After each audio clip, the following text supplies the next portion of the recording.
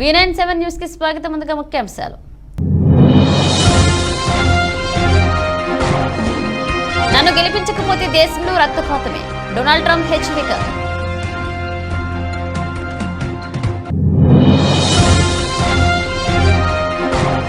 Delhi CM Kejriwal ను వదలని ED, విచారణకు రావాలంటూ మరొకసారి సమన్లు జారీ.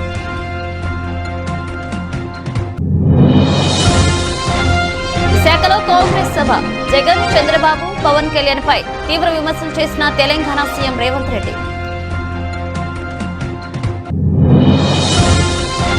మరొకసారి ప్రజలను మోసం చేసేందుకు చంద్రబాబు, జగన్ సిద్ధమా?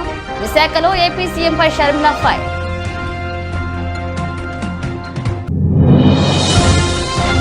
కుటుంబ సభ్యులను కలిసేందుకు ఎమ్మెల్సీ కవితకు సిబిఐ ప్రత్యేక కోర్టు అనుమతి. కవితను కలనున్న కేటీఆర్, హరీష్ రావు.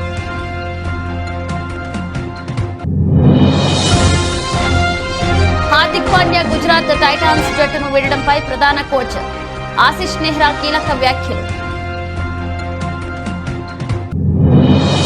ఘనంగా హీరోయిన్ కృతి గర్భంద వివాహం, వైరల్ అవుతున్న wedding photo. Family star shooting పూర్తి, విదేశాల నుంచి స్పెషల్ వీడియో షేర్ చేస్తున్న విజయ్. అమెరికా అధ్యక్షుడిగా తనను ఎన్నుకోకపోతే దేశంలో రక్తపాతం తప్పదని రిపబ్లికన్ పార్టీ అధ్యక్ష అభ్యర్థి డొనాల్డ్ ట్రంప్ హెచ్చరించారు. అధ్యక్ష ఎన్నిక జరగనున్న నవంబర్ 5 అమెరికా చరిత్రలో అత్యంత ముఖ్యమైన తేదీ అని చెప్పారు. ఒహియోలోని వాండాలియాలో జరిగిన ర్యాలీలో ట్రంప్ మాట్లాడారు. అయితే ఈ వ్యాఖ్యలు ఏ ఉద్దేశంతో చేశారో స్పష్టంగా వెల్లడించలేదు. అధ్యక్షుడిగా తాను ఎన్నికైతే అమెరికాకు దిగుమతి చేసుకున్న కార్లను చైనా విక్రయించలేదని పేర్కొన్నారు. మెక్సికోలో కార్లను తయారు చేసి వాటిని అమెరికన్లను అమ్మాలని డ్రాగన్ దేశం చూస్తుందని విమర్శించారు ఆయన. తన ప్రత్యర్థి అయిన జో బైడెన్ను చెత్త అధ్యక్షుడిగా అభివర్ణించారు ట్రంప్. వలసదారులకు మిలియన్ల కొద్దీ వర్క్ పర్మిట్లు మంజూరు చేయడం ద్వారా ఆఫ్రికన్ అమెరికన్ ఓటర్లు బైడెన్ను వెన్నుపోటు పొడిచారని ఆరోపించారు Trump. Hello everyone. It's your favorite president speaking to you on a really great day of victory. 1 week ago, we had something called Super Tuesday, and it was indeed super because we won at numbers that nobody has ever seen before, records in virtually every state. And tonight, likewise. But this one got us over the top. The Republican National Committee has just declared us the official nominee, and so we're the official nominee of the Republican Party, which is a big deal. But most importantly, we now have to go into victory because our country's in serious trouble. We have millions and millions of people flowing in. We have no respect on the world stage. What we say doesn't mean a thing anymore. And to have that happen is unthinkable. We have an economy that outside of certain little areas is doing very poorly. And we have something very, very important. We have a United States military that has to be taken care of. Again, this was a great day of victory. Last week was something very special, Super Tuesday. But now we have to get back to work because we have the worst president in the history of our country. His name is Joe Biden, sometimes referred to as Crooked Joe Biden, and he must be defeated. Our nation is failing. We're a nation that is in serious decline. We've never had a situation like this where we're not respected, we're laughed at, we're considered almost a joke. We're going to turn it around. We're going to drill, baby, drill. We're going to close our borders. We're going to do things like nobody's ever seen before. And we're going to make our nation's economy be the best ever in the world. We had the best economy ever just a short while ago, and we're going to have that again. We're going to have people come into our country. Delhi liquor policy కేసుకు సంబంధించి money laundering కేసులో ఆదివారం Aam Aadmi party అధినేత Delhi CM Arvind Kejriwal కు enforcement directorate ED మరొకసారి సమన్లు పంపింది. మార్చి 21న ED కార్యాలయానికి వచ్చి విచారణకు సహకరించాలని కేజ్రీవాల్ ను దర్యాప్తు సంస్థ కోరింది. ఇప్పటికే లిక్కర్ పాలసీ కేసులో విచారణకు హాజరు కావాలని ఢిల్లీ సీఎం కు 8 సార్లు సమన్లు జారీ చేసిన ఈడీ తాజాగా 9వసారి సమన్లు జారీ చేసింది.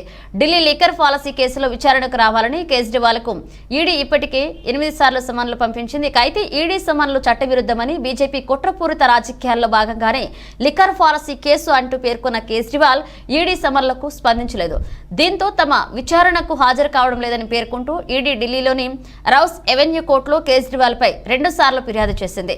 ఈడీ సమన్ల కేసులో శనివారం ఉదయం కేజ్రీవాల్ ఢిల్లీలోని రౌస్ ఎవెన్యూ కోర్టులో హాజరయ్యారు. అయితే చీఫ్ మెట్రోపాలిటన్ మెజిస్ట్రేట్ ఆయనకు బెయిల్ మంజూరు చేసింది. బెయిల్ మంజూరైన మరుసటి రోజే కేజ్రీవాల్కు మరొకసారి 9వసారి సమన్లు జారీ చేయడం చర్చనీయాంశంగా మారింది.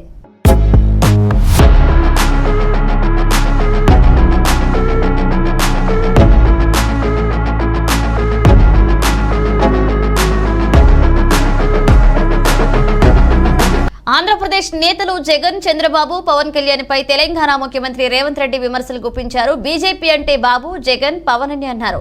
విశాఖలో నిర్వహించిన కాంగ్రెస్ సభలో రేవంత్ రెడ్డి మాట్లాడుతూ వైసీపీ, టీడీపీ, జనసేనలో ఎవరు గెలిచినా మోదీ పక్కనే చేరాలని విమర్శించారు. ఆయన మోదీని నిలదీసే ధైర్యం జగన్, చంద్రబాబు, పవన్ లో ఎవరికైనా ఉందా అని రేవంత్ రెడ్డి అన్నారు. వెన్నుముకలేని నాయకులు ప్రజల సమస్యలు పరిష్కరించలేరని అన్నారు. ఈ సభను చూస్తుంటే హైదరాబాద్ లో తాను నిర్వహించిన సభ గుర్తొస్తుందని చెప్పారు. ఏపీలో కాంగ్రెస్ లో వైఎస్ఆర్ బిడ్డ వైఎస్ షర్మిల సభ పెడితే అద్భుతంగా విజయవంతం అవుతుందని అక్కడే చెప్పానని తెలిపారు.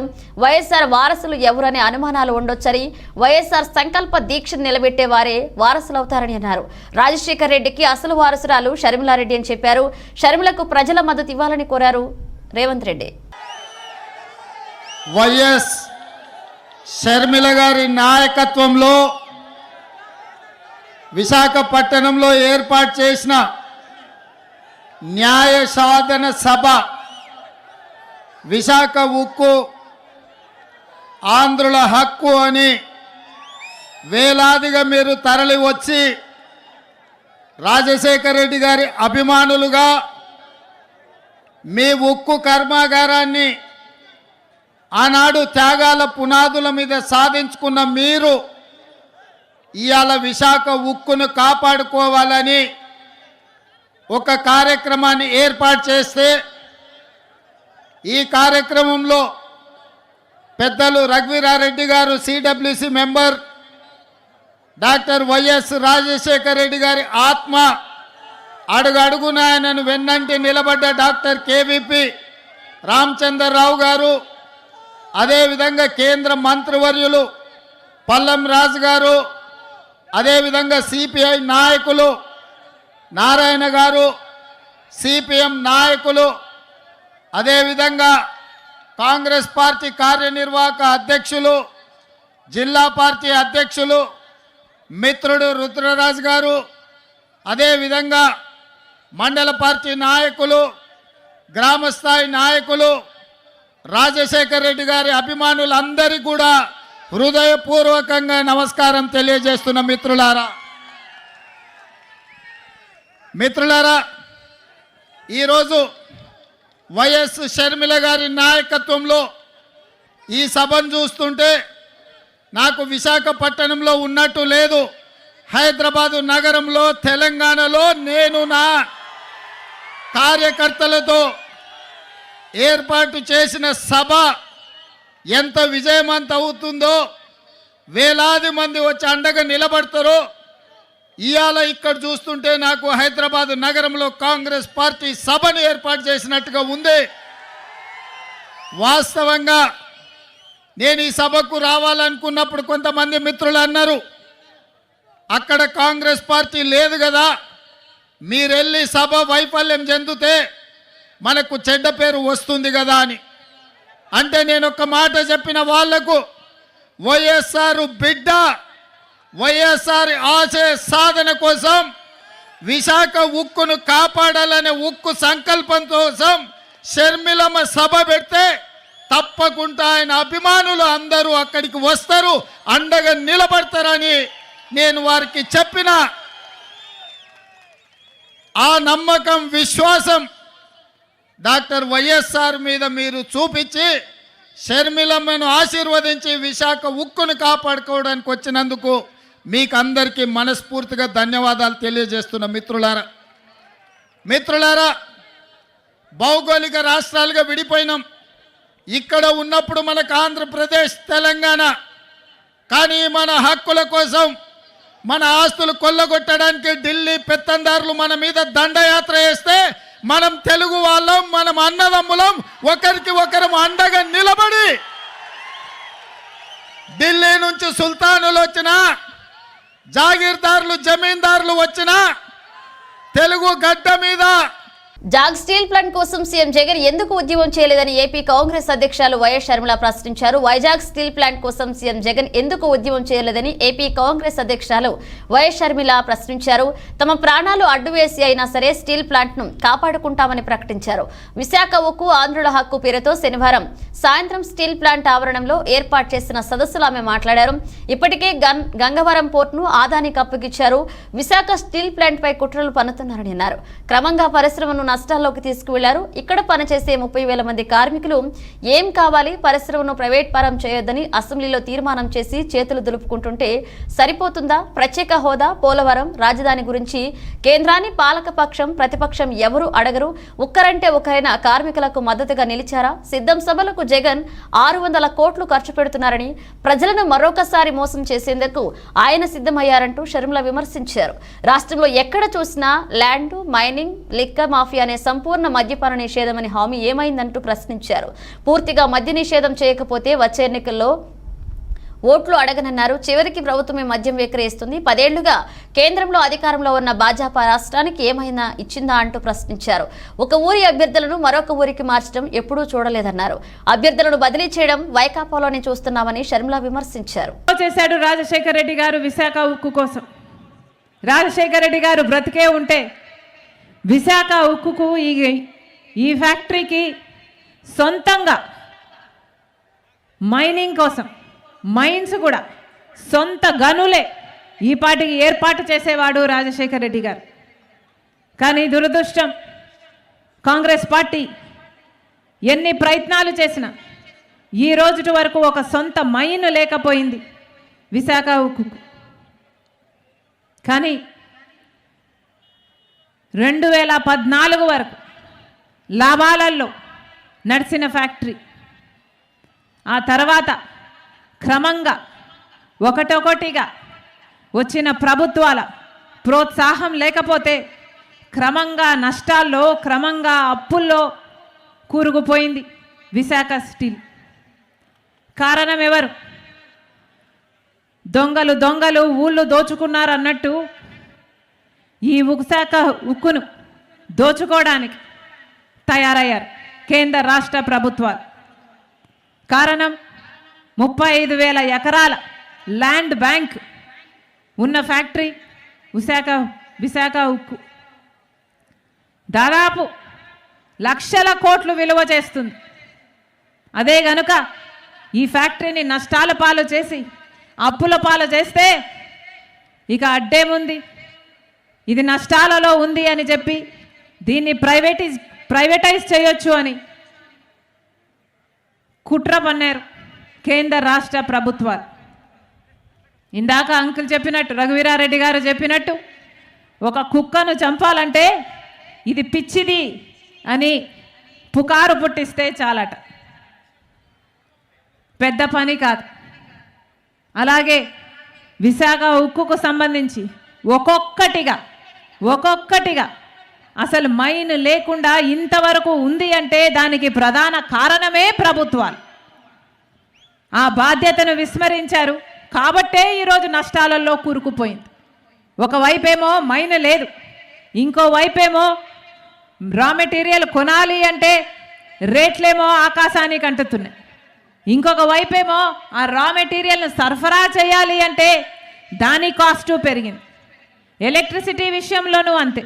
ఇలా ఒక్కొక్కటిగా ఒక్కొక్క అంశంగా కాలుకు కాలు చేతిగా ఒక్కొక్కటిగా నరుక్కుంటూ వస్తే ఒట్టి మొండెం మిగులుతుంది, ఇక అమ్మడానికి ఏ ఆటంకం ఉండదు అని ఇదే పన్నాగం పల్లారు కేంద్ర రాష్ట్ర ప్రభుత్వాలు. గంగవరం పోర్ట్ గంగవరం పోర్టు చూస్తున్నాం. బీఆర్ఎస్ ఎమ్మెల్సీ కవితను ఆమె కుటుంబ సభ్యులు కలిసేందుకు సిబిఐ ప్రత్యేక కోర్టు అనుమతి ఇచ్చింది. ఎన్ఫోర్స్మెంట్ డైరెక్టరేట్ కస్టడీలో ఉన్న కవితను కలిసేందుకు కోర్టు సమయాన్ని నిర్ధారించింది. ఈడీ కస్టడీలో ఉన్నంత వరకు ప్రతిరోజు సాయంత్రం 6 గంటల నుంచి రాత్రి 7 గంటల మధ్య కవితను కలిసేందుకు కోర్టు అవకాశం కల్పించింది. అయితే ఈ క్రమంలో కవిత భర్త అనిల్తో పాటు ఆమె సోదరుడు కేటీఆర్, హరీష్ రావు, ప్రణీత్ న్యాయవాదులు కలిసే అవకాశం ఉంది. ఆదివారం సాయంత్రం కోర్టు నిర్దేశించిన సమయంలోనే కేటీఆర్, హరీష్ రావులు కవితను కలిసే అవకాశం ఉందని బీఆర్ఎస్ నేతలు పేర్కొన్నారు. మార్చి 23 వరకు కవితకు ఈడీ కస్టడీకి కోర్టు విధించింది. కవిత కోరినట్లుగా స్టేషనరీ, బుక్స్, ఆమె కళ్లద్దాలు అందించాలని సూచించింది. ప్రతిరోజు ఉదయం 10 గంటల నుంచి సాయంత్రం 5 గంటల వరకు మాత్రమే కవితను విచారించాల్సిందిగా కోర్టు ఆదేశించింది. అంతేకాదు విచారణకు సంబంధించి వీడియో రూపంలో రికార్డ్ చేయాలని ఈడీని ఆదేశించింది. అలాగే కవితకు ఆమె ఇంటి దగ్గర నుంచి భోజనం పంపించేలా అనుమతి ఇచ్చింది. మార్చి 23న మధ్యాహ్నం 12 గంటలకు కవితను కోర్టులో ప్రవేశపెట్టాలని ఆదేశాల్లో పేర్కొంది.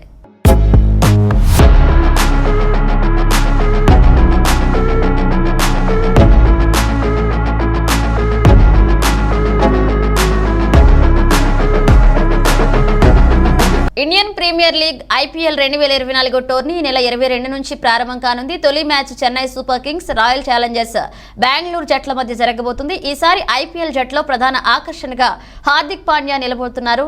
ముంబై ఇండియన్స్ జట్టు సారథిగా బరిలోకి దిగనున్న పాండ్యా జట్టును ఏ మేరకు విజయ్ తీరాలకు చేర్చుతాడు, రోహిత్ శర్మ తరహాలో ముంబై జట్టును విజేతగా నిలుపుతాడా అనే అంశాలపై అందరూ ఆసక్తిగా ఎదురు చూస్తున్నారు. మరొక వైపు రోహిత్ ను కెప్టెన్సీ నుంచి తొలగించడంపై ముంబై జట్టు రోహిత్ ఫ్యాన్స్ సోషల్ మీడియా వేదికగా మండిపడుతున్నారు. ఈ క్రమంలో జట్టును ముందుకు నడిపించడంలో హార్దిక్ పాండ్యా ఏమాత్రం విఫలమైనా అతని క్రికెట్ కెరీర్ పైన ప్రభావం పడే అవకాశం ఉందని మాజీలు పేర్కొంటున్నారు. అయితే తాజాగా హార్దిక్ పాండ్యా గుజరాత్ టైటాన్స్ జట్టును వీడడంపై ఆ జట్టు ప్రధాన కోచ్ ఆశిష్ నెహ్రా కీలక వ్యాఖ్యలు చేశారు. హార్దిక్ పాండ్యా గుజరాత్ టైటాన్స్ జట్టును వీడి ముంబై ఇండియన్స్ జట్టులో చేరడం అనేది ఆయన ఇష్టం. అతన్ని నేనే ఆపేందుకు ఎప్పుడూ ప్రయత్నించలేదు.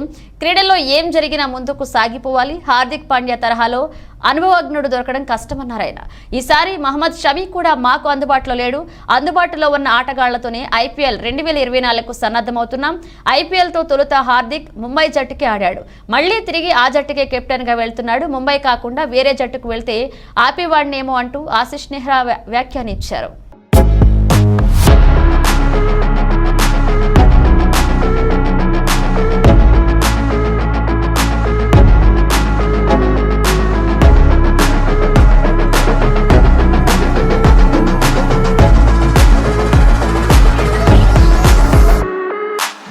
తెలుగు, తమిళ, హిందీ సినిమాల్లో నటించిన కృతి ఖర్బందా తాజాగా నిన్న మార్చి 15న ఓ నటుడిని వివాహం చేసుకుంది.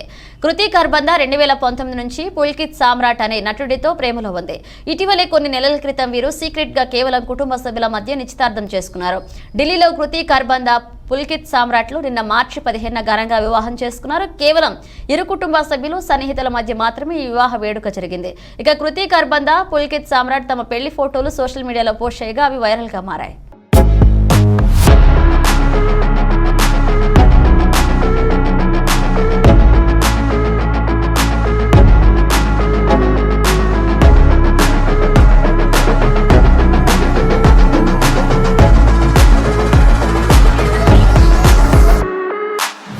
లైగర్ సినిమా భారీ పరాజయం తర్వాత విజయ్ దేవరకొండ ఫ్యామిలీ స్టార్ అంటూ రాబోతున్నాడు. గతంలో తనకి గీతా గోవిందం లాంటి 100 కోట్ల హిట్ సినిమా ఇచ్చిన పరశురామ్ దర్శకత్వంలో ఈ సినిమా తెరకెక్కుతుంది.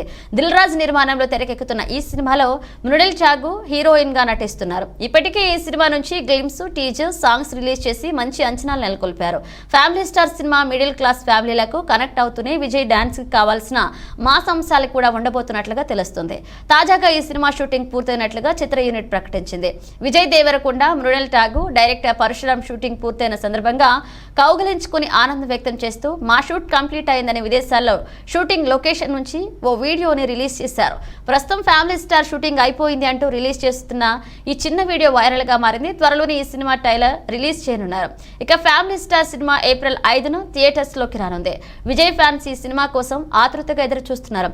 ఈ సినిమాతో ఎలాగైనా హిట్ కొట్టాలని భావిస్తున్నారు.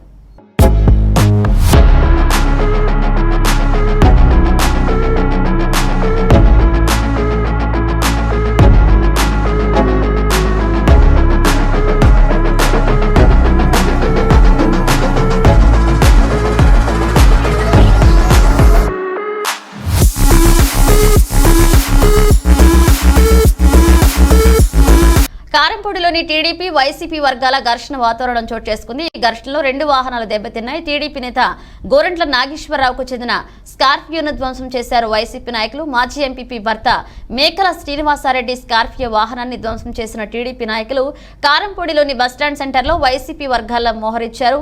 బస్ డిపో వద్ద టీడీపీ వర్గాలు మోహరించారు. పోలీసులు రంగప్రవేశం చేసి ఇరు వర్గాలను చెదరగొట్టే ప్రయత్నం చేశారు పోలీసులు.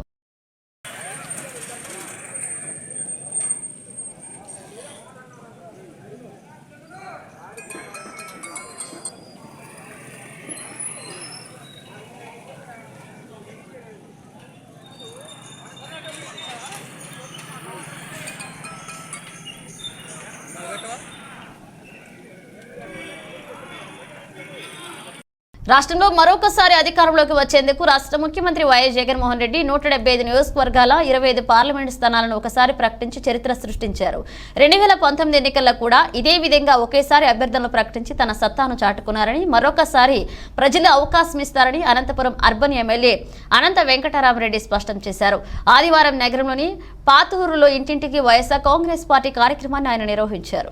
అధ్యక్షుని హోదాలో కూడా ఈరోజు వైఎస్ఆర్ కాంగ్రెస్ పార్టీ అసెంబ్లీ 175 అసెంబ్లీ అభ్యర్థులతో పాటు పార్లమెంటుకు అన్ని స్థానాలను కూడా ఎవరు కానీ ఈ దేశంలో ఏ రాజకీయ పార్టీ చేయని విధంగా అన్ని స్థానాలు కూడా ఒకే ఒక మారు కూడా మళ్ళీ రెండో మారు కూడా ప్రకటించారు. ఈరోజు వైఎస్ఆర్ కాంగ్రెస్ పార్టీని రాజకీయంగా ప్రజాక్షేత్రంలో ప్రజల మధ్య ఎదుర్కొనలేక ఒక పిరికి పందల మాదిరి అవకాశవాదుల మాదిరి ఈరోజు ఈ రాష్ట్రంలో కూడా అన్ని రాజకీయ పార్టీలు కూడా పొత్తుపెట్టుకుంటున్నాయి. ఈరోజు ప్రజాగలం పేరిట కూడా గుంటూరు దగ్గర చిలకలూరుపేటలో కూడా ఈరోజు చేస్తున్నారు. అది ప్రజాగలం కాదు, అది మోడీ గలం, అది చంద్రబాబు నాయుడు గలం, అది పవన్ కళ్యాణ్ గారి గలం తప్ప ప్రజాగలం మాత్రం కాదు. ప్రజల యొక్క వాయిస్ ఈరోజు వైఎస్ఆర్ కాంగ్రెస్ పార్టీ ఈరోజు 5 సంవత్సరాల్లో కూడా అధికారంలో ఉన్నా కూడా మేము కూడా ఈరోజు కేవలం ప్రజల యొక్క సంక్షేమే పరమావధిగా కూడా ఈరోజు మేము ముందుకు పోయాం. ఎప్పుడు ఎక్కడా లేని విధంగా కూడా స్వాతంత్రం వచ్చినప్పటి నుంచి కూడా ఏ రాష్ట్రంలో ఏ రాజకీయ పార్టీ కూడా అధికారంలో లేని విధంగా కూడా 4 లక్షల కోట్లకు పైబడి కూడా ఈరోజు సంక్షేమాన్ని ఈరోజు మేము అందించిన ప్రభుత్వం వైఎస్ఆర్ కాంగ్రెస్ పార్టీ ప్రభుత్వం, ముఖ్యమంత్రిగా జగన్మోహన్ రెడ్డి గారిది. అలాగే అనంతపురం అసెంబ్లీ నియోజకవర్గంలో కూడా ఎప్పుడూ లేని విధంగా కూడా ఈరోజు కూడా మేము అభివృద్ధి పథం అనేది అభివృద్ధి చేసి చూపించాం కూడా. ఈరోజు ఒక ప్రజాప్రతినిధి కానీ అలాగే ప్రభుత్వం కూడా అనుకుంటే ఏదైనా కూడా చేయవచ్చు అని చెప్పేసి మేము అనంతపురం అసెంబ్లీ నియోజకవర్గంలో కూడా మేము నిరూపించాం కూడా. ఈరోజు మేము కావచ్చు మా పాలకులు ఇక్కడ వచ్చేసి ముగించే ముందు హెడ్లైన్స్ మరోసారి. నన్ను గెలిపించకపోతే దేశంలో రక్తపాతమే, డొనాల్డ్ ట్రంప్ హెచ్చరిక.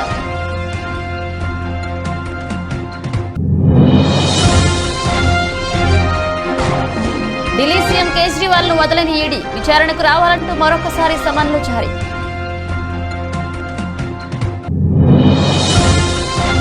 విశాఖలో కాంగ్రెస్ సభ, జగన్, చంద్రబాబు, పవన్ కళ్యాణ్ పై తీవ్ర విమర్శలు చేసిన తెలంగాణ సీఎం రేవంత్ రెడ్డి. మరొకసారి ప్రజలను మోసం చేసేందుకు చంద్రబాబు, జగన్ సిద్ధమా? విశాఖలో AP సీఎంపై Sharmila fire.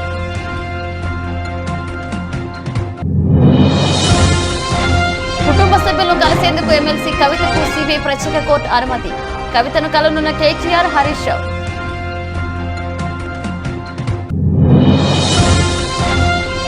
Hardik Pandya Gujarat Titans జట్టును వీడడంపై ప్రధాన కోచ్ ఆశిష్ నెహ్రా కీలక వ్యాఖ్యలు. ఘనంగా హీరోయిన్ కృతి గర్భంద వివాహం, వైరల్ అవుతున్న వెడ్డింగ్ ఫోటోలు. ఫ్యామిలీ స్టార్ షూటింగ్ పూర్తి, విదేశాల నుంచి స్పెషల్ వీడియో షేర్ చేసిన విజయ్. ఇవి ఇప్పుడు ఒక అప్డేట్స్, మన అప్డేట్స్తో మళ్ళీ కలుద్దాం.